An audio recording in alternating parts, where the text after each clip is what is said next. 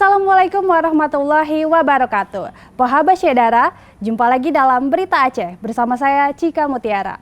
Sejumlah berita menarik telah kami siapkan untuk Anda. Berikut 3 berita utama kami.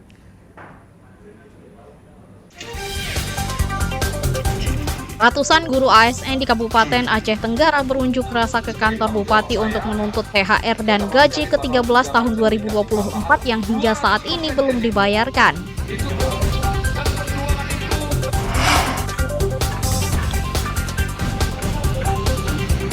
Jalan lintas timur Sumatera di Desa Lungputu, Pidijaya ambles hingga kedalaman hampir 1 meter sehingga membahayakan pengendara.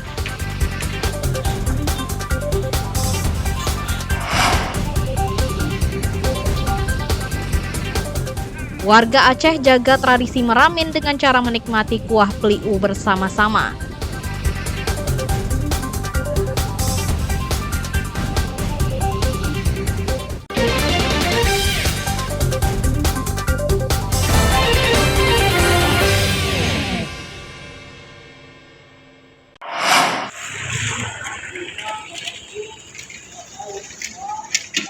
Ratusan guru aparatur sipil negara mendatangi kantor Bupati Aceh Tenggara pada Senin sore.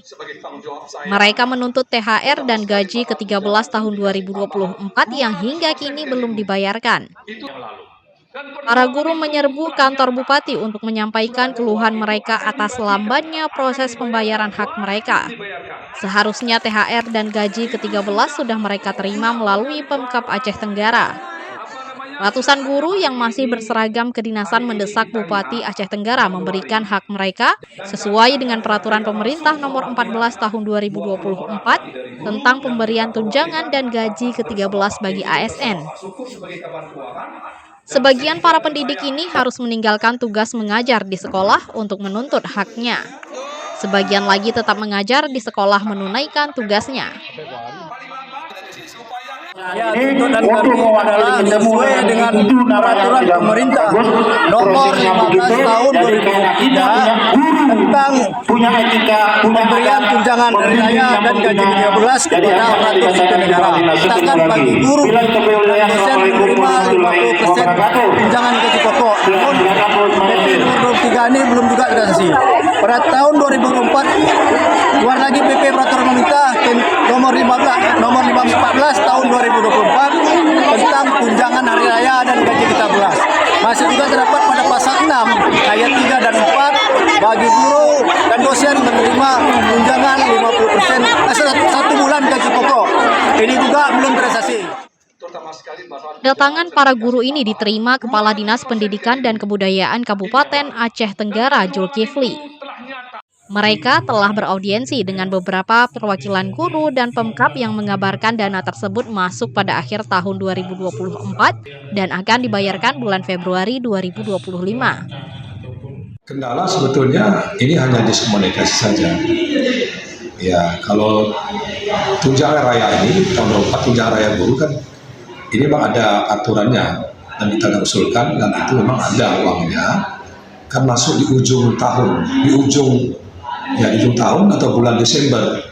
Nah, jadi kendalanya di sini kita yang buat negara kata alasan dari Mahkamah Keuangan syukur mengatakan ini tidak ada perubahan, sehingga anggaran itu ya disebabkan tertundanya kami tidak disahkan dari perubahan dan akan dibayarkan pada bulan Februari, itu kata beliau. Meski telah ada kabar, para guru sempat merasa kecewa atas penundaan tunjangan dan gaji ke-13 yang seharusnya mereka terima pada tahun 2024.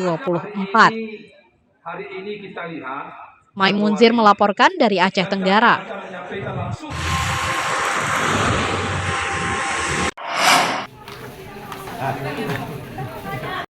Ratusan tenaga honorer dari berbagai instansi di Kabupaten Aceh Timur mendatangi kantor Dewan Perwakilan Rakyat Kabupaten atau DPRK untuk mengadukan nasibnya. Mereka mempertanyakan kejelasan status setelah gagal menjadi pegawai pemerintah dengan perjanjian kerja P3K. Para tenaga honorer ini khawatir tidak lagi bisa bekerja, padahal mereka telah mengabdi antara 15 hingga 20 tahun. Mereka tidak memiliki peluang lulus P3K saat pemerintah sedang gencar mengangkat status tenaga honorer menjadi P3K penuh waktu. Para tenaga honorer hanya berharap pada DPRK Aceh Timur untuk memperjuangkan nasib mereka lantaran gagal dalam seleksi P3K. Menuntut keadilan terhadap tenaga honorer yang tidak lewat P3K. Ada dari instansi mana aja nih, Pak? Kami ini sedakap, ada dinas-dinas lain yang di belakang, tapi banyak dinas yang nggak lewat di P3K. Kami menuntut karena kemarin ada yang ini yang nggak lewat ini ada paruh waktu. Kami mau kejelasan itu. Kedatangan para honorer tersebut disambut oleh Ketua DPRK serta PLT Sekdakap Aceh Timur. Ya syukur, alhamdulillah orang itu datang ke kita. Makanya kita ngambil keputusan untuk berkoordinasi dengan dinas yang terkait. Nah, dikarenakan kita tidak tahu permasalahan di mana ataupun di mana sendatnya, pokoknya kita akan berjanji untuk memanggil mereka untuk berdiskusi dulu. Sementara itu, PLT Sekda Kabupaten Aceh Timur akan mempelajari terlebih dahulu ketentuan sehingga menemukan peluangnya. Kami belum bisa menjawab masalah ruang, karena kewenangan pengadaan itu semua atas izin pusat. Jadi kalau kami bilang kami kasih ruang, ternyata pusat tidak memberikan ruang, juga mungkin kita nggak bisa menjawab. Kalau kami bilang tidak memberikan ruang, ternyata pusat memberikan peluang, mungkin itu kan menjadi solusi juga bisa kita majukan. Pemkab harus mempelajari regulasi karena yang mengatur proses rekrutmen ASN dan P3K ditentukan pemerintah pusat dan melalui jalur resmi. Maimunzir melaporkan dari Aceh Timur.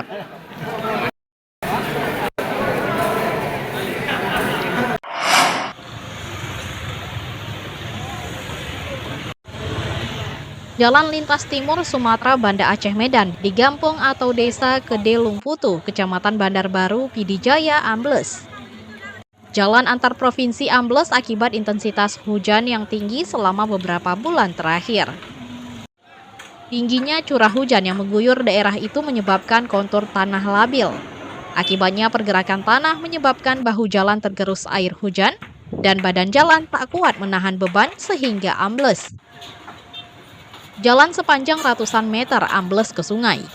Peristiwa ini juga mengganggu arus lalu lintas, bahkan sejumlah kios yang berdekatan lokasi jalan ambles harus dibongkar agar tidak ikut ambruk. Sejumlah polantas Polres Pidijaya dikerahkan ke lokasi untuk mengatur kelancaran arus lalu lintas dan menjaga keselamatan pengendara. Ya, ini memang ada amblas ya di Kecamatan Bandar Baru. Ini sedang ditangani. Dugaan kita sementara ini amblasnya mungkin karena aliran sungai yang kencang, kemudian ada pohon jatum juga di pinggir sungai yang mungkin membuat aliran sungainya mengarah ke jalan. Sebagian aspal jalan turun hingga hampir 1 meter. Sepanjang lokasi kejadian telah dipasangkan garis polisi untuk mencegah kecelakaan. Selain itu, karena adanya rumpun bambu yang tumbang di dalam sungai sehingga menghambat aliran air. Imbasnya, tebing sungai terkikis hingga jalan ambles sepanjang ratusan meter. Badan jalan yang ambles akan segera ditangani, bahkan akan dibangun permanen. Penanganannya ini ada 2 tahap. Pertama penanganan sementaranya dulu, ya. Kemudian penanganan permanen. Kalau penanganan sementara kita berkoordinasi dengan dinas dan dari BWS Sumatera 1. Kami sedang menunggu kehadiran Pak Kapolres BWS untuk kemudian berkoordinasi penanganan bagaimana memadatkan bagian bawahnya. Baru kalau bagian bawahnya sudah ditangani, kita bisa menangani bagian akhir lagi. Kerusakan jalan lintas nasional cukup parah sehingga berbahaya bagi kendaraan yang melintas pada malam hari. Warga diimbau pengendara agar berhati-hati saat melintasi daerah itu. Tim Liputan melaporkan dari Pidijaya.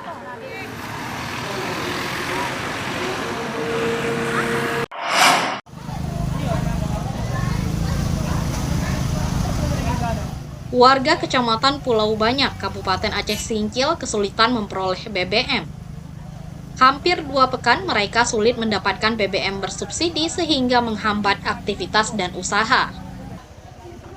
Kelangkaan BBM subsidi juga berdampak pada nelayan dan pengelola angkutan wisata di daerah itu.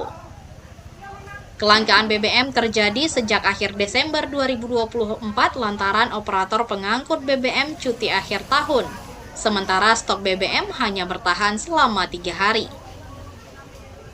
Sejumlah agen atau pedagang BBM eceran berupaya mendatangkan BBM dari Singkil, namun terkendala izin transportasi pengangkutan BBM yang menggunakan jerigen.